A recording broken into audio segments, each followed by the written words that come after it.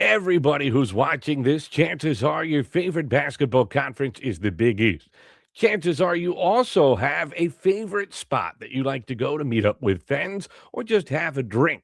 We're going to combine the two today on Big East Beat. We're talking Big East teams compared to what type of bar they would be. Is it a watering hole that you like to go to? Is it a dive bar?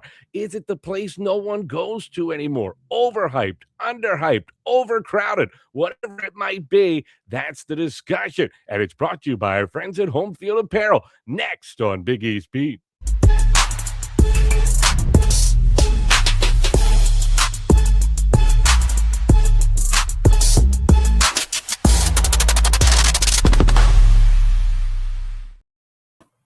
Hi, everybody, and welcome to this edition of Big East Beat. We're part of the Big East Energy Network. I'm Matt Janis of the Holy Nova podcast, alongside David White, also from Holy Nova, and Brian Webster from Pirate Vibes. Guys, we are three gentlemen that love basketball and like to have a good adult beverage from time to time. And the wild, zany mind of Brian Webster said, let's combine the two. So that's what we're going to do today. We're going to have a little fun. We're going to try to compare the teams to your favorite watering hole. What type of bar are these squads in the Big East this year? Yeah, I'm excited. I'm glad to have David back. I think the last time he was on, it was 2025. So, but I will say, David, if you watched last week, they still got the 2-on-1 Nova versus Seton Hall kind of take, even on the women's side. So, like, wow, I'm ready for both of you this week. I don't even like Matt. I don't go with him. Like, this is the most ridiculous stuff I've ever heard. You're just making bad arguments. I'm predisposed to going against Matt. KB Brand, I know you didn't leave a comment. You didn't leave a comment last week, KB Brand. David White wasn't here. Now I'm starting to think, is David White KB Brand?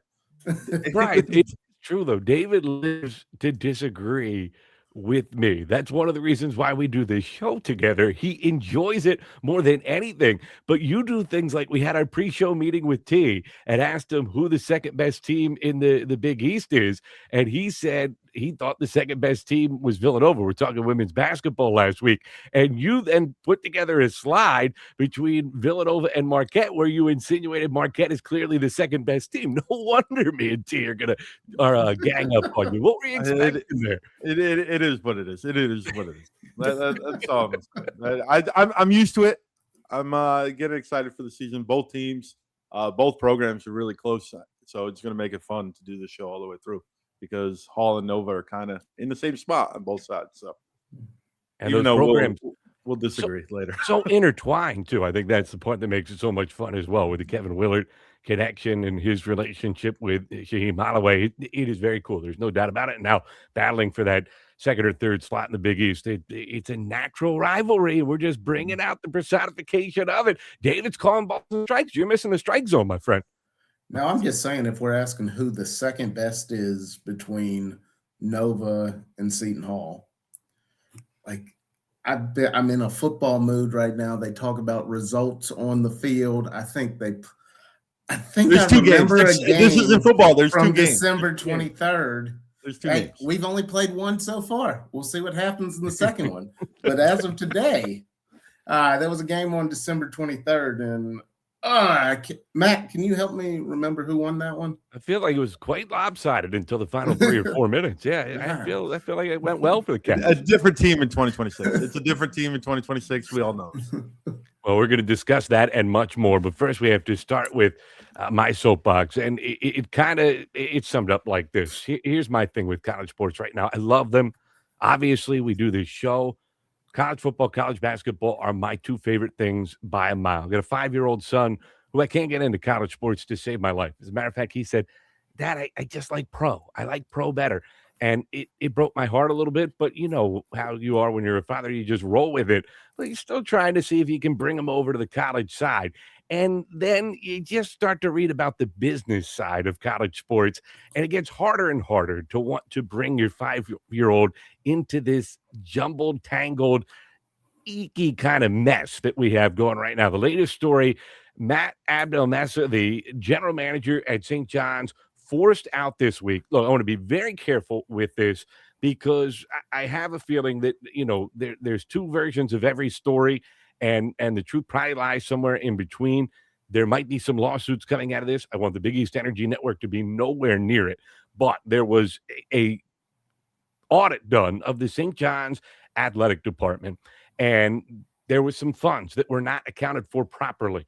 And coming out of that, for whatever reason, St. John's, in the middle of the season, decided to make a change at general manager. Now, he is denying wrongdoing, talked about his love of St. John's, how disappointed he was for this to happen, but that he can keep his head held high.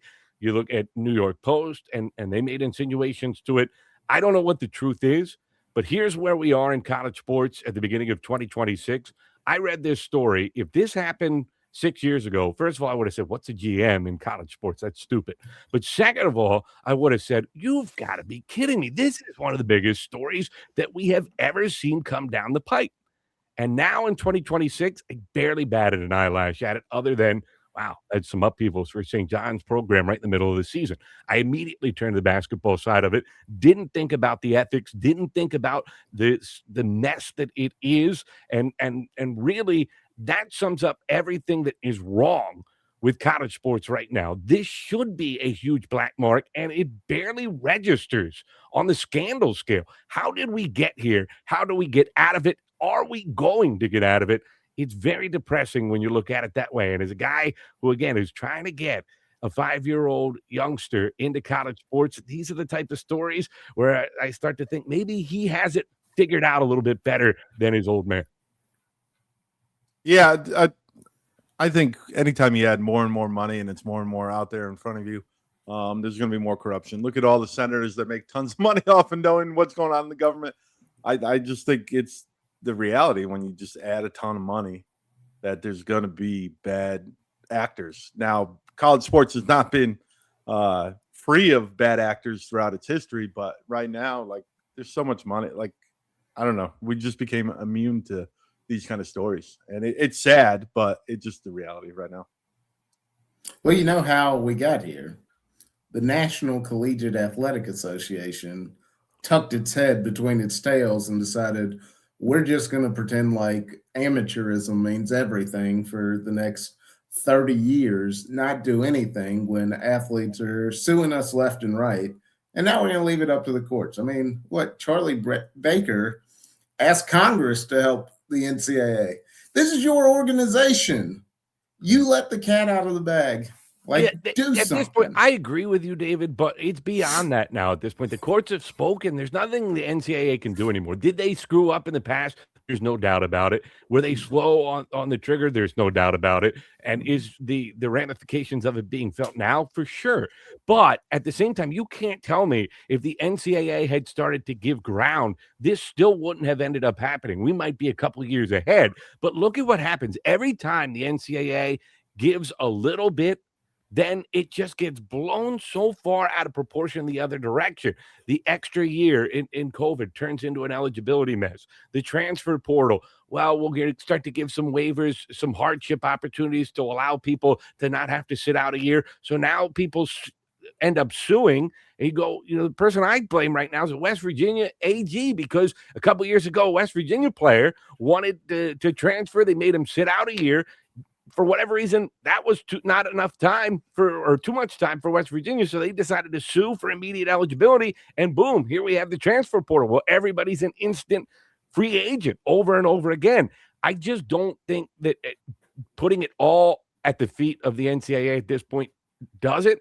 I don't know what the solution is, because, again, the courts have ruled that pretty much no matter what the NCAA does, it's not going to be enough. We were right from the jump that this pipe dream that you could just limit how much money people were going to make without any type of a collective bargaining agreement through this revenue share and this settlement that they came up with in the summertime was a farce, and it has been.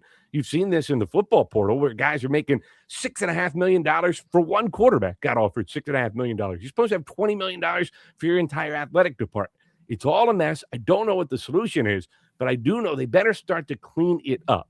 You're not going to be able to put the cat back in the bag, but you can at least make it a more manageable and suitable situation. And right now, people talked about the wild, wild west. It's beyond that. It's like Mars right now where we are. It's just not, it's insanity. The situations when you talk to people around these sports about what's happening behind the scenes, what people connected to these student athletes are asking for, demanding, what these coaches are trying to do to figure out a way to be able to hold on to these kids and the situations that they're being put in, it's madness. And there's no obvious exit ramp, and it's just really disappointing. And then you open up the Twitter and you look at this story today and you barely bat an eyelash, and that kind of sums up where we are with it right now. And it's very disheartening. I mean, I don't, it has to be, you guys have to be with me on that, right? Is it not? It just seems very distasteful. Yeah, I think the only way you fix this is that you stop everything and come up with a foolproof plan if you can. It's just out of control. But like you said, it doesn't affect us anymore. Sadly, the $100 handshakes. I wish we can go back to those kind of things, bringing kids to mega churches and give them $100 handshakes. But there's no way we could turn around now. So we just got to fix it. And I don't know what the solution is. I really don't. It's above my pay grade. Probably David probably has. He's the best suited of all of us to figure it out. Yeah, I think David should be in charge of the NCAA or whatever we're going to call it. No, I mean, like, the cat's out of the bag now. I don't put all the blame on the NCAA, but when you ruled college sports like a dictator forever, and like, this story is crazy. It's insane. But for a long time, the NCAA was trying to make us care about whether students got a piece of bread with peanut butter on it, and that was an impermissible benefit. Right. So, like, when you swing the pendulum the other way, yeah, it becomes like, oh, well, this is just the natural cause of what we're doing right now. I didn't even hear about it until you texted me. That's how much of a non-story it was nationally, whereas you figure, 10, 15 years ago, ESPN would have blasted that all over the place. Yeah, it's just we have become numb to it, and that's kind of my thing. Where we've got to figure out a way to at least get it back to something like that happens. We're like, whoa, that is beyond the pale, nuts. It's not like that right now. Let's talk about more fun things, though. Let's go back to some basketball. What do you say? It was a very, very busy week in the Big East. They had 4 games on Tuesday and then another contest on Wednesday. So 10 of the teams in action. And, these are the best kind of days. As much as college sports can be frustrating, I'm not going to lie to you. Casey, who's from the Roll Jays podcast, was in town on business in Philadelphia. We met up at Chickies and Pete's, talked a little business, but basically just sat there and watched college basketball. It was a great night, guys. That's the kind of stuff we live for. Yeah, last night I didn't get to see the game tonight, but last night was legit fun. It doesn't matter what team you root for, especially in the conference. It was a lot of good matchups. So I think the biggest game of the night, or do you want to start with the best game of the night? Because I think the best game of the night is Casey's Jays versus Georgetown. Let's go biggest game. The biggest game, definitely, it's Hall and UConn. I would say the top 25 matchup. First one, I just want to shout this out. You guys want to talk about it. I know you guys don't believe in the AP poll, and I get it. But as a Seton Hall supporter, I got to celebrate it after last year's 7-win season. But they lost by 5 to UConn. UConn's obviously the top dog in the conference. Is UConn that far and away better than the rest of them? That's what I leave that game. Are they? I know they're going to get losses. We talked about it off air, but are they so far ahead of everyone else in the Big East? I think when you're talking about UConn at its best is, yes, the best team in the conference. The problem is UConn's not going to play at its best every night. So at its worst, I think it can get beat by a handful of teams in the Big East, probably not the Marquettes of the world, but a handful of Big East teams. So it's really, anybody can lose. It's not like the women's side where Gino can go undefeated and go through the whole Big East. There are guys in this league who have the talent to beat a UConn. I think UConn has to kind of help beat themselves a little bit, but they're not unbeatable. That's fair. Let's go over to you guys. Villanova and Providence. Villanova wins by 6. Matt, were you nervous in the second half? That's the question I wanted to know. Like I was tuned into UConn Seton Hall at the time when that game was wrapping up. Were you nervous at Providence? Because Providence did make a run in that second half. The only time I was really thought they could be in a little bit of trouble was when that bow came up from Caden Lewis. You thought it might be a flagrant and go 2 shots to the ball, and suddenly 5-point game feeling pretty secure could have turned into a 1-possession game with Providence holding the basketball. Yeah, that didn't feel too good. But I was very impressed by the way Villanova handled a very tough situation. They continue to play in spurts, and that's going to be an issue, I think, for this team the rest of the season. It's just the identity of this team. When they put a full 40 together, they look incredible, but they don't put a full 40 together very often. The good news is they put at least 25 solid minutes together every single game. Even the Creighton game that they lost, they were good for 25 minutes. They just didn't do anything the final 15. Michigan is its own animal. I don't know whether they played well or poorly that night. Michigan was just beating the holy heck out of everybody. So that is the outlier. But, BYU, they had an excellent 25-minute stretch there late first half, most of the second half. And that's the only other game they lost. They are good in chunks.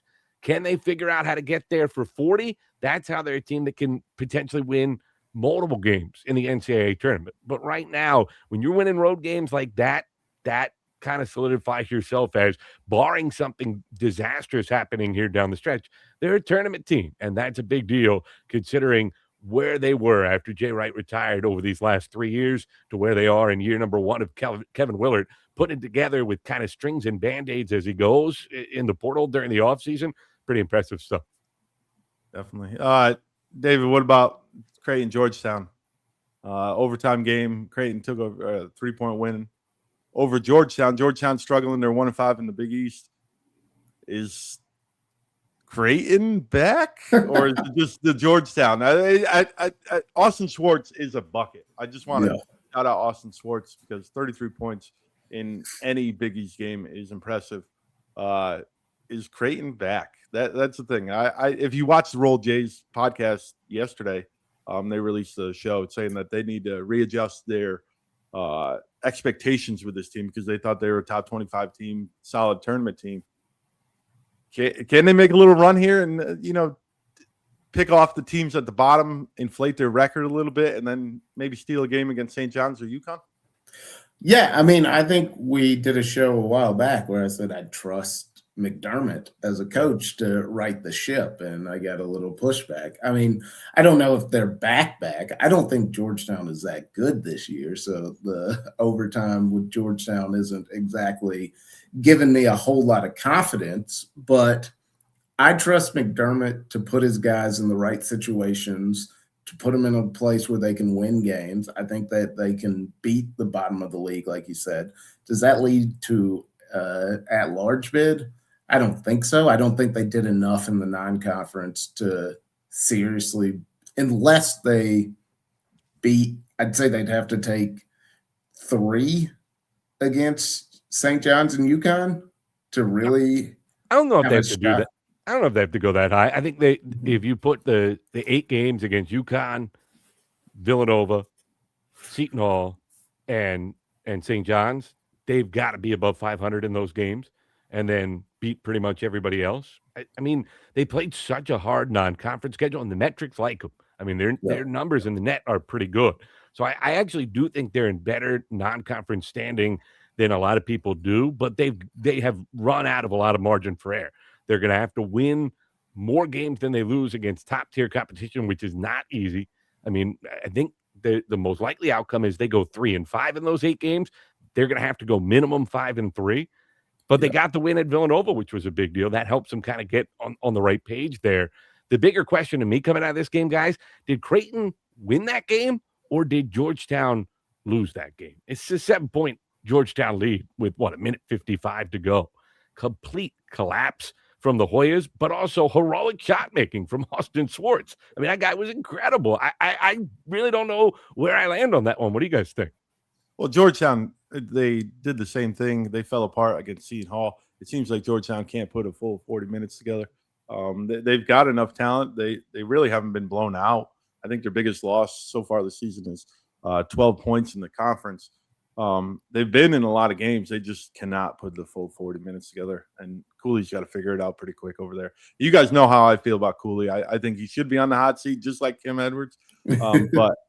But I know he'll be given a little longer leash there because of where that program was. But how about Xavier Butler? I missed it. Looking at the score, 89-75. Are these two of the teams that are like most fun to watch because you don't know what you're going to get? Like, are like some Butler looked unbeatable coming into the conference. Now they're 1-5.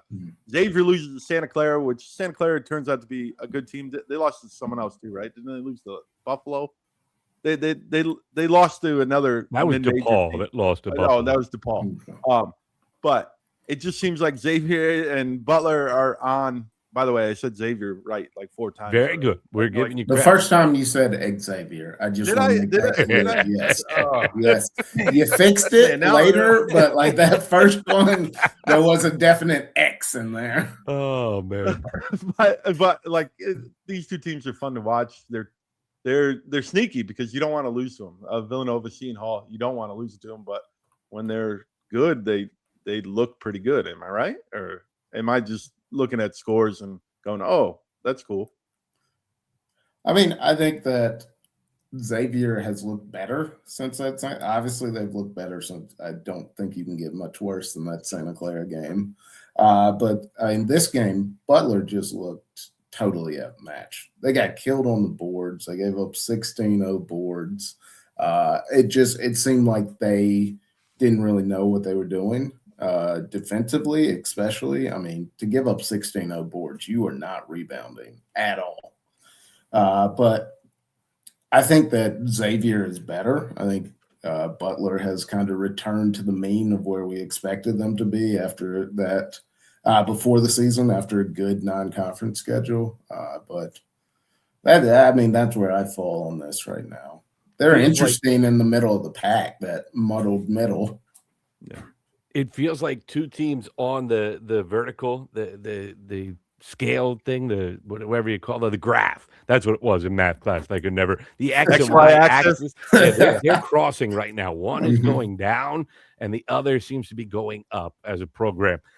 Butler's got to get something figured out. We'll talk more about that in the bar section. Xavier seems to have a little bit of life and spark under Rick Pitino.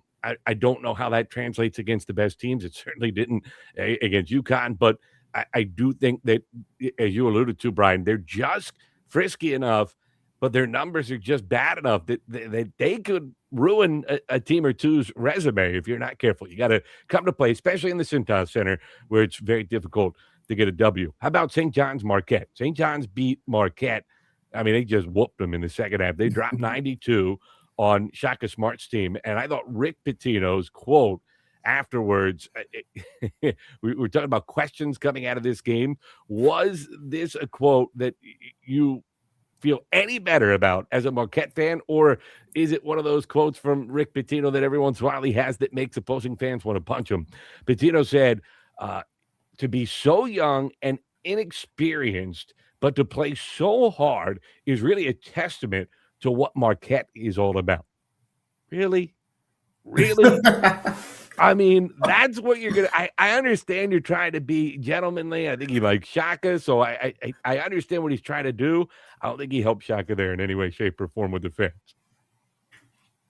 No, I mean, I think that's a backhanded compliment down here in the South. We would say, "Oh, bless your heart." Yeah, if I were a Marquette fan, that would probably piss me off. Probably because, one, it's not a compliment, but two, I'm sure that there are plenty of fans who have some feelings about Rick Pitino in general. Definitely. I think the biggest thing is this a sign that St. John's is coming back, or is Marquette that bad? Both. St. John's has, I think it could be both here, and St. John's, we'll talk about it later, has a big week coming up. So, but let's go to the bar, man. I haven't known you guys for a long time, but I'm sure you spent some nights in the bar, and I'm sure you've seen a variety. We've been kicked out of a few I'm bars a choir together. boy. Yeah, no, that's not true. We'll start with UConn, but how about that old logo, Matt? Oh, indeed. It is good stuff. The throwback for the Huskies, which gives us the opportunity to remind you that Big East Energy Network has a partner. It's Home Field Apparel. If you are like us and you like your throwback gear, any sport, any school, whatever it may be, we're obviously huge Big East fans. They've got all the Big East teams covered, but it's more than just Big East stuff. You can get your throwback look at Home Field Apparel. I love pretty much every throwback logo in the Big East. I was going through it, obviously partial to Villanova, grew up a Wildcat season ticket holder. We host the Holy Nova show. I was trying to go and see, just make sure. In my mind, I figured I loved them all, but wanted to make sure there wasn't any that, wow, this is terrible. There's not one bad option in the bunch. And the thing about the Home Field guys, they always find a way to not just put a throwback logo on something.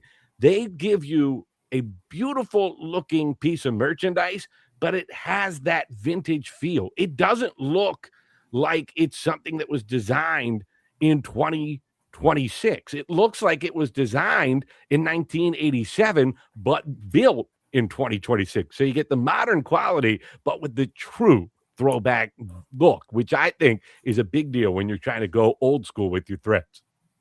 Yeah, all the great logos. The only logo that I would consider questionable is that 90s logo from Villanova, the multicolor and everything. Oh, don't say that to David White. He's already asked for one of those sweatshirts. Oh, okay. Am I even on the show right now? No, hey guys, I got hidden by the logo there. My goodness. Got to pay the bills, David. Got to pay the bills. But we're going to talk about bars and all the teams, their season so far compared to a bar they've been to or a club or whatever. I'm going to start with UConn. UConn's that swanky club that is real fancy inside. Drinks are $14, $15 for water. But they have that dark, and this comes from movies. I've never been to a place like this, but knowingly that they have that dark side. Because I think there's some blemishes on this team. After watching them play Seton Hall, they turn over the ball with a little bit of pressure. And I know Seton Hall's defense, Solo Ball has forgotten how to shoot the ball. Like he shot 40% last year. He's down to 28%. It's almost like when Mullins, and Mark said this on the live show last night, it's almost like as soon as Mullins became the starter, Solo Ball was like, oh, I don't have to shoot that much, and the pressure's not on me, and he's falling off. Terrence Reed gets into foul trouble all the time and can survive, especially against the bigger teams. They're only really 5 deep. I know UConn fans would like to tell me about Stewart and Ross and all that and Malachi Smith, but like their consistency is not there. There's an underlining tone here. I think that after watching them last night, I don't think they're so far and away, which if we did the show a week ago about the men's side, I probably would have put them way up there and said, this is the greatest bar ever. And it's an all-inclusive price. You pay $20 and you get everything you want. It's got great music. It's got great atmosphere, everything. But after watching them closely, and now I've watched that game almost twice fully, I think there's some underlying issues here. How quickly would Dan Hurley get thrown out of this swanky bar for just cursing up a storm? That is what I want to know. It's funny. You say you got this great swanky bar, and I get it as a team. That's who they are. But I don't think that's who UConn fans are, or who this blue-collar team is. Or I didn't go with the fans. I was going on their season. So far, their season has looked pretty good outside of that game against Arizona, which they lost without the 2 starters and all that. And they'll give you I'm with you. Pretty decent. I just love the imagery between those two things. Man, Dan Hurley doesn't fit in that atmosphere. You guys are harsh. Let me just tell you right now, UConn is far and away the best team in the Big East. It's not debatable. They're not infallible. To me, I like where your head is at. They are an upscale bar. They are the ritzy place. If you're going out for a night where you're dressed up, where your wife wants to go to a fancy cocktail place. It might be hard to get your light beer. There's no doubt about it. There's going to be flaws at every bar. And to me, you guys are just looking too hard for the flaws. Customer service might not be immaculate. I might not be able to get my Miller Lite. I might have to drink Amstel Light, or I might have to even go the IPA route, which means I get to drink less beer. Whatever it may be, it's still going to be okay. It's going to be a great atmosphere. The bar is going to be clean. You're going to be around fun people.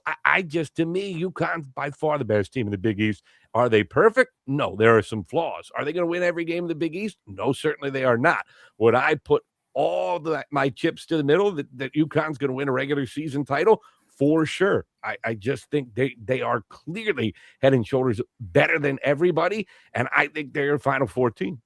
I agree with you on the Big East championship, and I'm saying, are they top 5 in the country? I don't know if they are. I think they're not as perfect as we are portraying them as in the Big East. I think they're definitely top 5. Who would your top 5 be? No, I think there's underlying issues. I think when Iowa State got blown out by Kansas.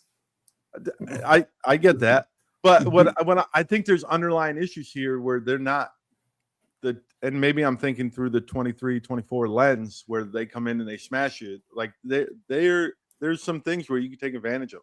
Hey, let's not rewrite history on that 23 team. That 23 team was a work in progress. They gelled. Well, in March. I'm talking in March. Yeah. In March, they were good to go. But, I trust Hurley. Remember, Hurley is. I finally come around on it. I push back. I still think Pitino is the GOAT in the Big East, but Hurley's the best coach of the conference by a pretty wide margin after what we've seen from St. John so far this year.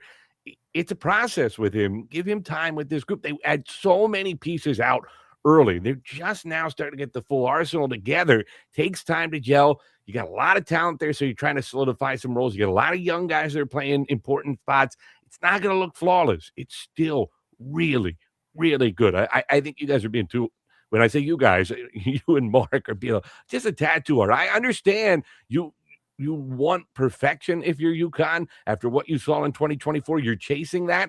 That was a special team. You're not going to get that every single year. And if you're going to hold the team to that standard, it's not going to be a ton of fun to be a fan. Yeah, well, I'm not a fan, so it doesn't matter. No, I know. I'm saying, though, for you, because I think a lot of UConn fans are feeling the angst the way you are. I think, and then there's a lot of other UConn fans that are saying, guys, we're top 5 team. We're a favorite to get to the Final Four. We've got arguably the best coach of the country. We're in pretty good shape. We'll get this figured out. So it is interesting to see that dichotomy. I'm with the we'll get this figured out section of the fan base. Yeah, I mean, I think they're far and away. I agree with Matt. They're far and away the best team in the Big East. Like I said, they would need to mess around with their food a little bit to lose some of these games. And I think that the field, especially given what happened to Iowa State, Michigan loses to Wisconsin, I think the field of teams that can win a national championship is larger. It's probably, I would say, 5 to 10 teams right now, and UConn's definitely one of those teams. So I don't know what the concern is. Like, obviously, you can't be perfect. It's not perfect. I went into watch the women's team if you want perfect. That's where you can find the perfect. Gino's bunch probably isn't going to lose this year, but I just don't think. Look, Michigan was beating everybody by 40. And then they ran into a buzzsaw in that second half against Wisconsin and lost to a Badgers team that looked like a mess. That's just not the way college basketball works. Even that team a couple of years ago lost some games. UConn has 1 loss right now. I think the Huskies are doing pretty well, all things considered. Hey, and this team actually beat Seton Hall at Seton Hall. So that's help on those correct. 2 teams.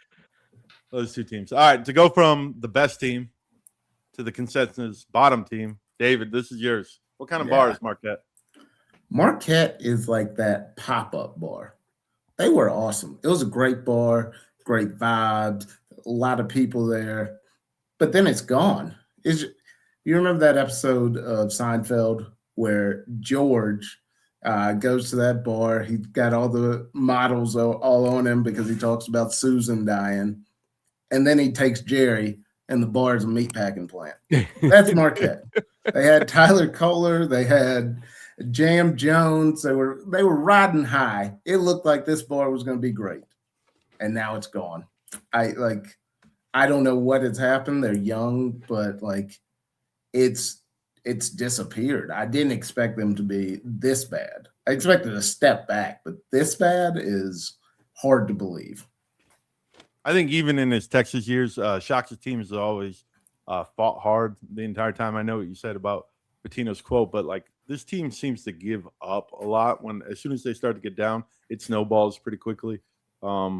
Shaka's got to and I'm probably the biggest Shaka defender on this show, and he's got to reconfigure his mindset about coaching in this new era. And you don't want to lose to Marquette. I know someone already has, but if you're one of those teams going for the tournament, you do not want to lose to Marquette. The only silver lining for Marquette, at least Chase Ross came out of what has been just a miserable funk, showed some signs of life against St. John. So maybe that helps them string something together. But they look like a rudderless ship right now. All right, on to the next one. Creighton. Who's got Creighton? I don't remember who everyone's got it. That would be David, right? Yeah, that's me. Okay. Creighton is. Oh, that was me. I'm not going to lie to you guys. Hold on, I got to pull up my notes here. My memory is not as good as it used to be. Let's see here. What did I have for Creighton? Sorry, guys. Normally I do Matt, Brian, David, Matt, Brian. I didn't do it this time. I just put them all together, and here we go. It's all good. So Creighton, they're that bar down the street. You know, that comfortable bar. You know the bartender. That's the place you're going to start the night. Bartender's great. He's going to make great drinks. It's a great place to hang out. But if you're looking to party, that's not where you're staying all night. You're going to have a few. You're going to have fun. And then you're going to go somewhere else. That's what they are. Greg McDermott is always mixing it up. He's always going to be a great coach. He's always going to put his guys in position to win. They always seem to have players, the drinks that are good, but they're not the top tier bar. They're just the place you go for steady. It's like Cheers. They're Cheers. Sometimes you want to go where everybody knows your name. That's Creighton.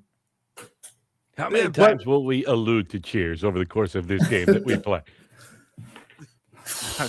Over and under doesn't exist. We're going to do 4 or 5. I got it at least once. To talk about Creighton, the only thing that worries me is that it seems like they missed on a couple guys and they hit on a couple guys. And Austin Schwartz being the guy that they hit on, Owen Freeman being the guy that they completely struck out on. But it is the old reliable. You know where you're going to get. They're going to play hard. Villanova knows, right? That's my shot to Villanova there. But they also fell apart against Seton Hall in the second half. So there's an up and down road. But like you said, you know what you're going to get with Creighton right now. Hopefully a tournament team, because that means probably 5 from the conference. They also almost lost to Georgetown. Yeah. So, I mean, I think anything's on the table right now for this Creighton team. I mean, let's be honest. You just don't know what you're going to get. And so while I think it is possible, I think they have the pieces in place to win 5 of those 8 that we alluded to earlier and get themselves squarely in the at-large conversation, and the metrics back up that they certainly have a chance. They got to start to play better to get there, and they've got to show some more consistency. That's one of the things, to me, that's eluded them most. Both game to game and within game, too, by the way. Yeah. St. John's, everyone's favorite, Ricky P, slinging drinks. What kind of bar is this? All right, if it's Ricky P, everyone's wearing white suits, right? Yeah. We're not going to make any Rick Pitino bar jokes from what happened earlier in his life. We're going to avoid those right now. But we will say this. They are the bar that started so overhyped that everyone was let down, right? And it was just as soon as it opened, everything started to go wrong. It was hyped as this revolutionary bar. It would have great drink specials. It was going to look like $1 million.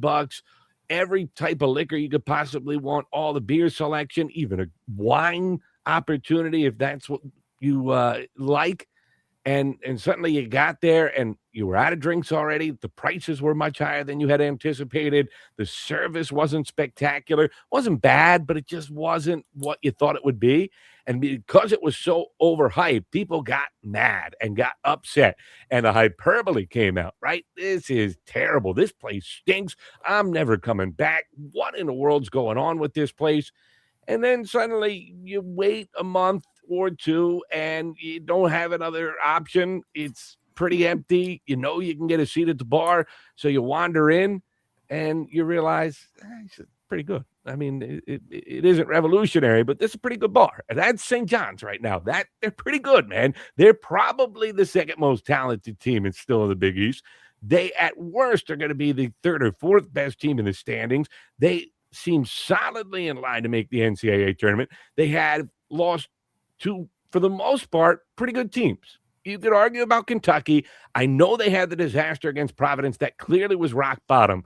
But give Rick Pitino credit. He made an adjustment. Dylan Mitchell comes into the starting lineup 3 games ago. It seems to really have changed their season around. They've been a much better rebounding team since they've gone to him. And then obviously when you have the combination of Mitchell, Bryce Hopkins, and Ejiofor out there scoring the ball, they're in bunches right now. They're playing more minutes together. It's working quite well. I think they've found something. And while they're not going to be the bar that we were all promised, they're still a pretty good place to wet your whistle. My only question to them is, who have they really beaten, though? Like, we just talked about Marquette being the worst bar on this entire list, right? Creighton, up and down. Butler, we're going to talk about. We kind of alluded to it earlier. Lost to Providence, beat Georgetown, which we've kind of talked about. What have they really done? This is a big week. This will tell me a lot if this is an underrated bar. Who is Seton Hall beaten? I understand, but Seton Hall, and of course we're going to get into the Seton Hall thing right now before we even get to Seton Hall. But Seton Hall had 7 wins last year. They didn't come in as a top 5 and national people picking. But I guess that goes to your underrated, overrated thing. So that's all I'm saying. I just don't know if they're not the Final Four team that's my thing. They were not the Final Four team we anticipated them being. They're still, I think there's a really good chance they still finish second in the Big East. But I think at the absolute worst, their floor is 4th. I mean, that's still a pretty good basketball team. They're going to go to the NCAA tournament. And then they're probably a team that I don't think a lot of people will want to see when they get to the NCAA tournament. Yeah. Go ahead. They can score. I mean, they can score with anybody. So I think that's a danger in any NCAA tournament. I agree. A lot of teams wouldn't want to see them. I still think they have their flaws. To the bar reference, I mean, they're a bar without busboy to take any glasses away. They're just hoping that the patrons bring their glasses back up to the bar to clean them. Remember when I said they were going to win on defense? Boy, was that? Hey, we're all wrong from time to time, right? That was a doozy of one to be wrong. All right, Seton Hall, you already started taking your shots here, Matt. I guess this is our theme here on the show, like when we could take a shot at the other person we're going to. So, Seton Hall, Matt, the floor is yours. Okay, hold on. This one, I want to be very clear here where we are. I don't think that Seton Hall is a bad team. What you started to say there on your point of Seton Hall versus St. John's is 100% true. But that's the kind of bar they are right now. They're the bar that no one can agree on. Is this place really nice? Is this place wildly overrated? What's the deal with this place? And I think they're a team that when I saw them crack into the top 25 this past week, I immediately texted you, scratching my head, because I do think Seton Hall is a true NCAA tournament team. I think they are much better than a lot of the country thinks they are. I don't think they are one of the 25 best teams in the country. And I just think we have gone from wildly underrating them to falling so in love with the story that we're starting to overrate them. I understand they played a really good game against UConn. It was impressive the way they fought back after a terrible first half offensively. They scored 42 points in the second half. That's a good sign that maybe something that they can build on. There's no doubting their defense. Their defense, every metric suggests, is a top 25 defense in the country. They are legit ball stoppers. They are better rebounders than we thought they would be coming into the year. Bud Clark, I know you have him and the rest of the world doesn't. He's a nice player. He's better than I thought he was coming into the year. I just think we have to be very careful with Seton Hall. It's a really nice, comfortable bar that should end up being named to the top 64 bars in the country. They will be an NCAA tournament team, or top 68, however the heck many teams get in the tournament these days. With all the playing games, it's harder and harder to keep track. But you know what I'm saying? But if you're going to start to go the other way and say, hey, this is one of the 25 best bars in the country, I'm going to start to point out some of the flaws. We got to make sure that we're measured in where we are with Seton Hall here in my mind. I'm going to agree with you, surprisingly. I think the top 25, it just was a circumstance. All the bottom teams in the top 25 lost. Villanova lost. Utah State jumped them. I think Seton Hall got that 25th ranking just because everyone else just messed up that current week going into it. And I think they snuck in. Obviously, they're going to probably leave the top 25 next week. But it's a nice story, I guess. I don't take any stock into that top 25. It's nice, it's cute because of what happened last year, but at the end of the day, it means nothing because right now I think they're 39th. I think they moved down to 39th in the net. So that's where they really are. But at that moment, people thought they were top 25 because everyone else lost the week of. You know how AP voters are. They just look at scoreboard. They just look at who lost, who won the week before. And I think Seton Hall, the whole bottom. Too much info out there for that to be the case, though, anymore. Yeah, but it really is. And like I said last night on the live, Seton, it was a good loss for them to play UConn close because people are checking just scores. I know there's people out there with nets and the net and everything, but the perception is, hey, they hung out with UConn. I mean, you got Kempom, you got Torvik, you got schedule. I agree with you. They are not a top 25 team right now, but at the moment for the AP poll, the way the AP poll works, they snuck in. And you know what? I'm happy for the Big East, and I'm happy for Seton Hall, and it was a cool moment, and it was unfortunate that their first game after getting ranked was UConn. But if I'm being honest, I am saying, they are when they got into the top 25, they did go from being that bar. Oh, man, I love that place. That's just great. It's so cool that they're succeeding to, wait, what now? They got a Michelin star as a sports bar? What's going on here? They started charging a cover. Yeah, exactly. Well, and they're a bar that doesn't have music, right? They don't have shooting. Let's be honest. Their offensive side leaves a lot to be desired. They've figured it out so far, but last night you go 1 for 16, 1 for 17, whatever it ended up being, missing 11 free throws. You're not going to beat good teams, and you're not a top 25 team if you're performing like that. And that's happened more often than not. It's just that they've figured out how to win on defense enough. But when you're playing good teams, you're not going to be able to overcome that. All right, let's go to the next one. Let's try to pick up the pace just a little bit as you rip the Villanova Wildcats. Well, it's funny you want to turn up the pace when I go through Villanova. I'm gonna shock you here. This is a nice bar. I've seen this bar before. I've been in this bar. It probably was in Newark at one point. It went down to Maryland. Now it's in Philadelphia. I've seen this bar. It's a nice bar. It's nothing great. It's nothing fancy, but it gets the job done. It's got good drink specials. It's got good music, good atmosphere, but it's not top of the line. It's not a Michelin star. It's the food is still mozzarella sticks and French fries and frozen burgers. Frozen burgers. But I've been in this bar many, many times. So it just feels like that. It just feels like home. It's normal to me. So I've said this many, many times. I think I say this every episode. I was high on Villanova going into the season. So higher than both of us. Yeah. That'll be my theme. But they have a big week, right? St. John's, Georgetown, and then UConn. This next 3 games, if they go 2-1 in these next 3 games, I think they're a lock for the tournament team. I know you don't think that, but they should be a lock for the tournament team if they go 2-1 in the next 3. I'm a big believer in this bar.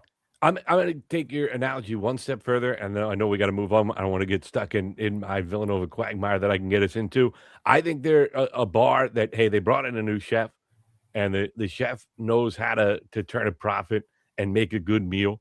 And he's done it at other places, and he's doing it now at Villanova, even with lesser ingredients. But the expectations long term are to be more top shelf than he was at his previous spots. And that is the next step for Kevin Willard. And I think that the pieces are there for him to get to that point at Villanova. So to just kind of further cement your analogy, couldn't agree more. That won't be enough for Villanova fans in the future, but they're over the moon happy after what they've dealt with the last couple of years and the circumstances that he's been able to put together this food compared with these drink prices, to use the bar analogy. It's good stuff right now if you're a Cats fan. And this bar has a great DJ, Caden Lewis. We got to mention him with you guys on the show. Caden Lewis. See, that's where you skew younger than me. I'd call Caden Lewis the bartender. He's distributing the drinks. You're talking about spinning the records. Well, go ahead, David. I know you got to throw in your Nova. I know Nolan Hall tends to be the longest segment outside of the first segment. I was just going to say both of you are wrong. I mean, Caden Lewis is definitely the bartender. So Matt, you're good there. But like when the team gets when that bar gets the right band in there, it's a great bar. It's packed all night. There's some nights, Thursday night, sometimes it's just not that great. It's okay. It gets the job done. But hey, you get the right band in there, you got the right bartenders who are talking everybody up, and it looks really good.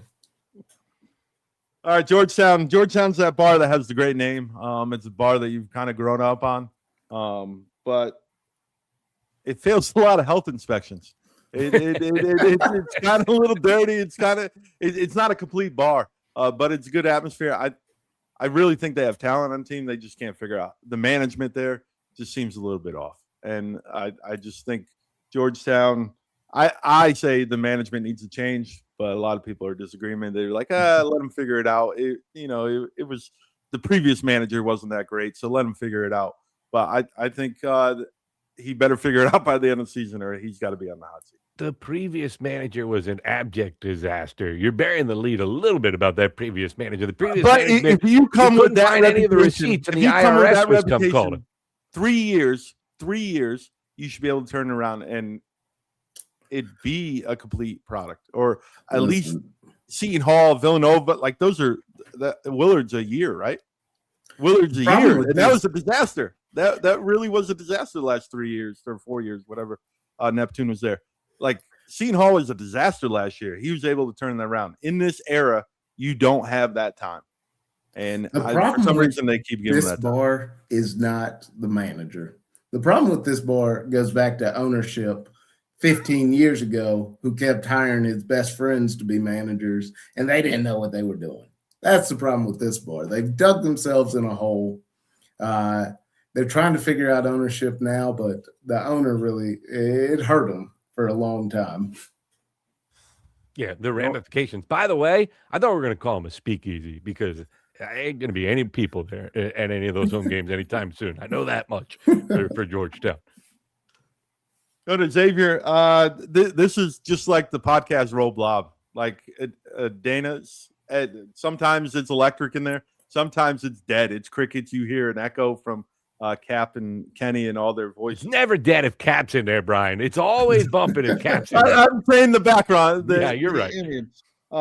This team has look like they could beat anyone sometimes, and then sometimes they look like they can't beat the Sisters of the Poor. Pitino's going to figure it out.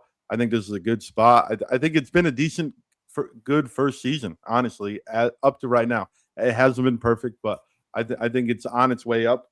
But this is the bar that on a Thursday night it could be great, and the next week on a Thursday night it probably is pretty bad. So that's kind of how I've seen Xavier's season, and I said it correctly both times. You better move on. That's a moral victory right there. Good job. I think Xavier. We're killing these analogies, but they're the bar who is going to be great if that one bartender is working, the bartender that everybody knows who pours a little bit extra in every drink so he gets all the people in there, that's Xavier. Those nights where the bartender's not working, nobody's coming in. It's going to look bad. The bartender's definitely capped. Yeah. At that point. the good one's capped. All right, who's got Butler? That would be me. Guys, look, this is easy. Butler is that great happy hour bar, but once busy times come, it's a disaster. Prices shoot up. You can't even pay them anyway because the bartender disappears. You can't get yourself a drink. That's Butler the last 2 years. How? I mean, at this point, it's starting to become like they are Lucy and the rest of the Big East is Charlie Brown. We're starting to believe, hey, we got a team with a little bit of a resume. They put together some good non-conference wins. They might be a player for an NCAA tournament team. Then they get into the Big East and they look like just an absolute utter disaster. When I used the term rudderless ship earlier, that's Butler right now. And I understand they had the injury to Jalen Jackson, but that was 6 games into the season. They still looked okay for a little bit after that. It certainly was a very damaging injury. It shouldn't have been season altering to this degree. It should have made them struggle. It shouldn't make them non-competitive like they were the other night against Xavier. It looks lifeless again. Energy has gone down. Hinkle was hopping for that Villanova game early in conference play, and the juice is back out. And they've got to get that figured out because you're supposed to get better as the season progresses. And Butler seems to go the opposite direction, and it seems to be as we're doing a lot of analogies, it's kind of an analogy for the way their program feels like it's headed right now.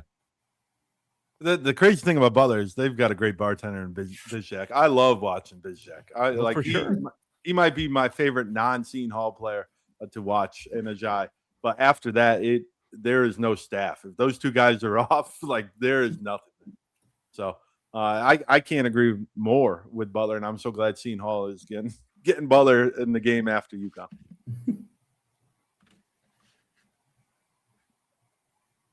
DePaul.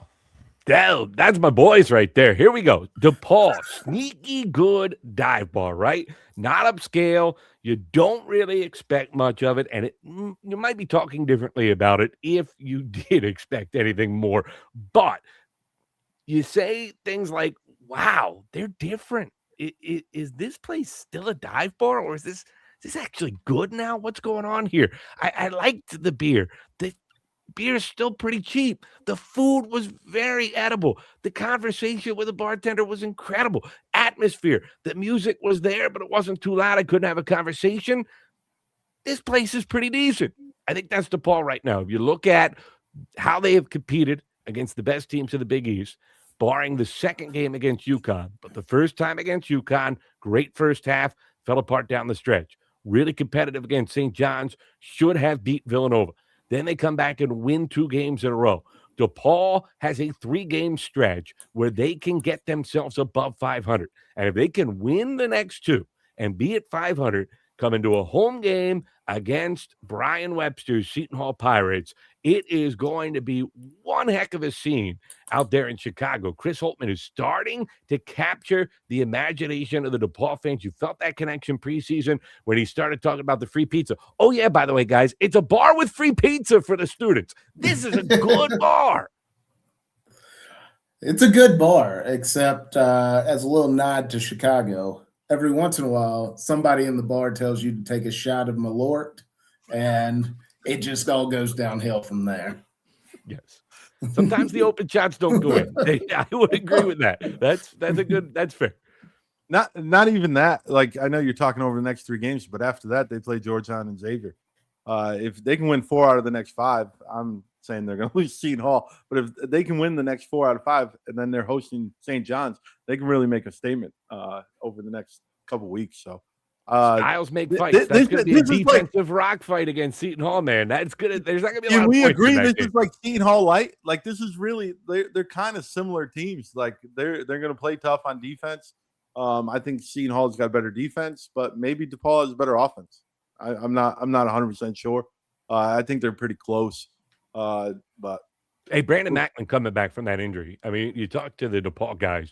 There's a toughness and a heart and soul to the way he plays of this team, and him having that shoulder right again is a big deal for them. So the 24th, 5 p.m. on True TV, the elite True TV, DePaul and Seton Hall. That's a big TV spot, according to Patrick. Yeah, Patrick says that. All right, last one. Close it up. Last call, Providence, David White. Providence is the bar where they have done everything to make it look good. It looks like it should be a good bar. The outside's great. They got good entertainment. The glasses are good, but it's like nobody thought about what the drinks taste like. The house margarita's too sweet. The bartenders just are running into each other constantly. The drinks are bad. And that's the problem with Providence right now. It seems like they should have the pieces to be better than they are. And it's disappointing where they are right now. Like, they have 4 guys averaging double figures. They're averaging 87 in Big East play. That's more than enough points to win a lot of games. Not with that. But they're giving up 91. It's like, it looks like it should be better than it is. Yeah, this team is super talented on the offense side, but the defense side is it's a disaster. It even made Seton Hall. Seton Hall was in threes against them. So it's a half bar, guys. It's a half bar. That's what it is. It's a half bar. The other half, it's covered in that plastic wrap. You can't go back there. It's under construction. The construction's never going to get done. Did UConn break them? Did that collapse against UConn break them? Because the last 2 games, I know they made a run against Nova, and they had some good moments against Xavier. But did that collapse against UConn like completely break this team? This is who they were in non-conference play. I don't know if that. I hear what you're saying. I just that one hurts though. That place was rocking.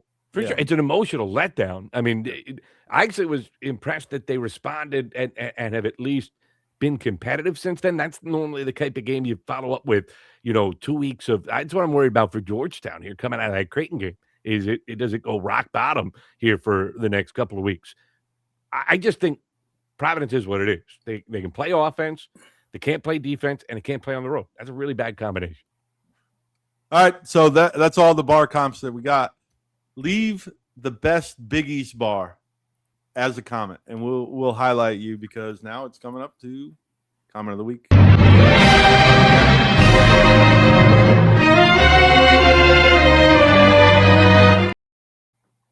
Comment of the week. It does not come from KB Brand because David White wasn't on the show last week. This is from JBack33. This goes to Matt Janis, and I chose it because David White really didn't get to talk about refereeing in the women's game and the men's game. I agree about the jump balls. They're way too quick to make that call in both the men and women's college game. I kind of disagree here. I think they're really quick in the women's game, while the men, it depends what teams are playing. I'm not going to disagree with this person. They agreed with me. That might be the first time in the history of the comment section in the Big East Energy Network that somebody agreed with me. This is a big day for me, guys.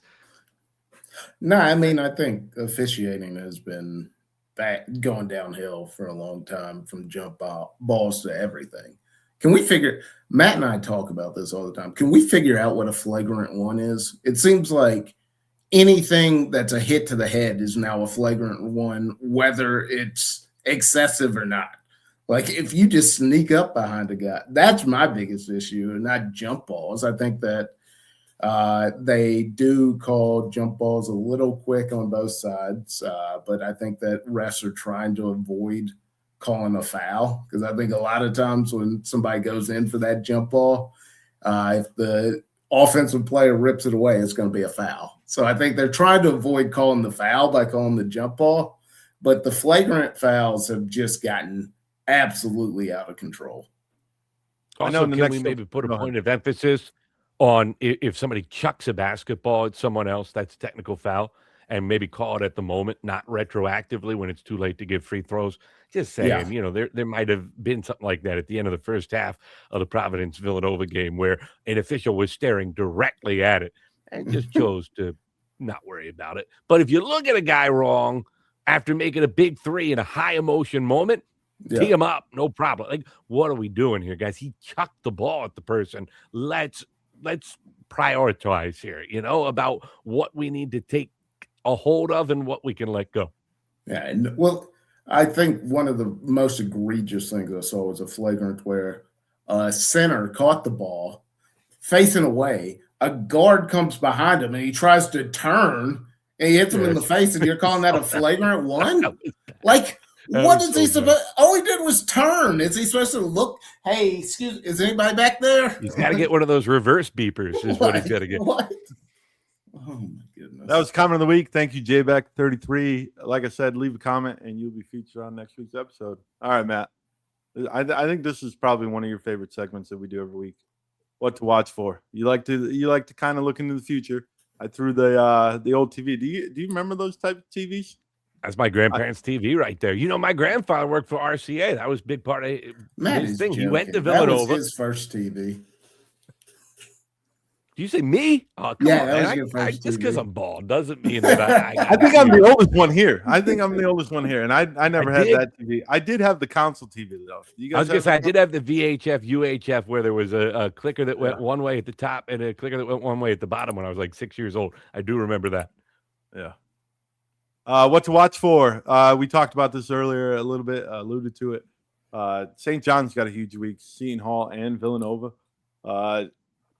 Is this the week that the Johnnies take control of the second place, or do you think they split, or maybe go 0-2? Because if you don't have a point guard against Seton Hall, you're going to struggle. And I think Villanova can figure them out and match them offensively, especially if all those guys are on. If they have the great cover band in that night. What do you guys think? I think actually, if you told me they're either going to go 2-0 or 0-2, I'd put my money on 2-0 before 0-2. I still think there's a really talented team. I think if Villanova isn't making threes, they're going to have a hard time scoring with them. Wildcats defense is still a work in progress, especially guarding the perimeter. St. John's has plenty of guys that can blow by you on the perimeter. I'm very interested to kind of see how that all unfolds. Can they get Villanova chasing and get open looks that leads to offensive rebounds? They've been doing a great job on the glass here the last couple of weeks. And then I do know, I understand it's contrasting styles. I understand good defense often beats good offense. But I do think Seton Hall is going to have to score some points to beat St. John's. I don't think St. John's is going to be up in the 90s against Seton Hall, but I don't think Seton Hall is going to be able to keep that game in the 60s. I think that is a game where, Shah's company going to have to get into the 70s to be able to win, and I am interested to see whether they can do it. I'm not willing to sit there and say for sure they can right now. Yeah, I think with both teams, Seton Hall and Nova, I'm concerned about their ability. I mean, Nova can score. It's just, will they on any given night? Who's going to show up? And then obviously Seton Hall struggles to score. The one thing that I think we all can agree is St. John's can score the basketball. So like you're going to have to put up points to beat them. And I don't know if either team can put up enough points to actually beat St. John's. Any other big games that because you guys have talked enough about Seton Hall's inability to compete with the top three teams in this conference. So we'll switch, and any other big games you guys are looking forward to? Creighton, Providence? You think Providence has a chance here? I know every game you have a chance, but do you think Providence can bounce back and beat Creighton as they're hosting them? I do not. What I will always call the dunk. I do not. And I do think, though, that's the type of game that we're talking about. If you're Creighton, you need to win that game and look impressive doing it, because the metric, you need to keep those metrics up with where they are. And one of the ways you do that is by beating bad teams by decent margins, or on the road. If they can get that to a 10, 12-point win, that's a big deal for their net, to keep that net up, which helps the rest of the league, by the way, as well. And then also puts them in the conversation where if they can knock off some of those top teams, I do think they're still very much alive for at-large. Yeah, I don't know. I just think sometimes Creighton gives up so many points in bunches, like they did it even against Seton Hall, that I think Providence can compete with them. And if that place gets rocking, I don't know what to think of Providence. I'm going to be honest with you. I really don't. So, any other big games You can think of David at DePaul Butler. You're going to be locked into that next Tuesday night? Obviously. I mean, I'm a huge DePaul fan. KB Brand, don't come for me in the comment section, all right? Me and Sister Jean are cool now. All right, David. You've said enough. David's pondering thought on instead of watching what in the future, how about we think what's inside David White's head right now?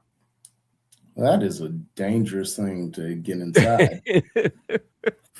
But all right, this came up the other day.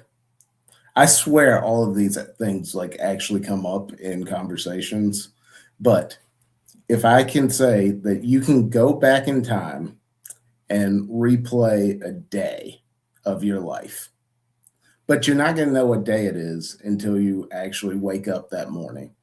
Are you going to do it? Are you going to go back in time to some random day? You're not going to know what day it is. It could be a really great day. It could be a really bad day. You going to do it? Why would you do that? Maybe you change the bad day into a good day. Maybe the butterfly effect. I got a good maybe life. you I don't want to take mess the with anything in my life. lottery numbers back and win the lottery for that day. Just every day of your life, have the lottery numbers.